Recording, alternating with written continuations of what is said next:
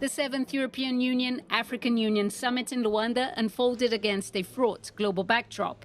Yet, it was based on a powerful theme to promote peace and prosperity through effective multilateralism, where nations unite behind common goals. The theme adopted for this summit is very inspiring, and at a time when the world is facing a threat to multilateralism, the re-emergence of bloc confrontation and violations of an international rules-based order. The holding of this summit is in itself a powerful message to the world.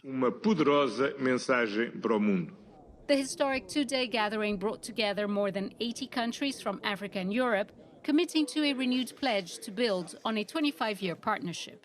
To strengthen economic ties with commitments to boost investment in infrastructure, manufacturing and sustainable agriculture, to expand mobility and people-to-people exchanges, ensuring that migration is safe, orderly and beneficial for both continents, and to promote youth empowerment through education, skills development and entrepreneurship programs.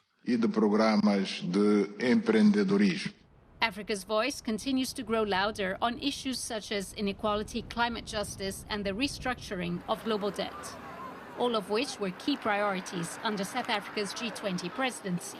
Calls also echoed by the United Nations in pushing for a major overhaul of the global financial system. And this means ending the crashing debt cycle, tripling the lending capacity of multilateral development banks, and giving developing countries, many of them in Africa, greater participation and influence in the global financial institutions as part of the reform of the international financial architecture to adapt it to today's world. Mounting debt servicing costs are squeezing African economies, and draining funds urgently are needed for socioeconomic development. The issue of inequality linked to financial issues, linked to questions around cost of capital and the inflation of borrowing linked to credit rating agencies. All of this means that Africa is at the center of these questions, these issues, and you can no longer put Africa to the side. For both continents, the road ahead will be defined by clean energy. Africa's critical minerals and green power potential offer Europe an indispensable partner, while Europe's financing, technology and markets can help unlock Africa's development goals and 2063 vision. Julie Shire, CGTN. Well, we earlier spoke to Professor Christopher Afoke Isike. He's the president of the African Association of Political Science and professor of African politics and international relations at the University of Pretoria in South Africa. It's not just a celebration of a 25-year-old relationship, between Europe and Africa, which many have rightly criticized as, unproductive summit diplomacy.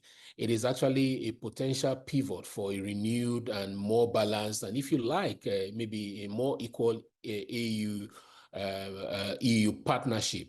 Their emphasis on multilateral reform, as we heard the president say, sustainable investments and youth creates real opportunities for change. So for me, there are a lot of outcomes from this, but the three key outcomes, for me that I think are pivotal is the renewed commitment to multilateralism. You saw both sides, reaffirming the importance of global governance, pushing for more inclusive international institutions, and of course, African representation in all of this. And then also the question of debt and financial reform, I think is important, pushing for fairer debt restructuring, and innovative financing, just a way to reimagine a financial relationship that gives African countries, more voice and access, and for Africa to develop its own strategy, its own common position on how to relate to some of these issues. They need to watch out for investments, via the global gateway.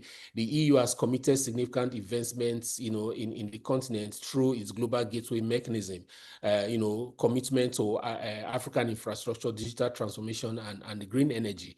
I think that we of course already have a strategy, a continental strategy for digital transformation in the continent. We need to have one on AI, and then also look at infrastructure to see what the Europeans are actually doing compared to what, say, the Chinese are doing.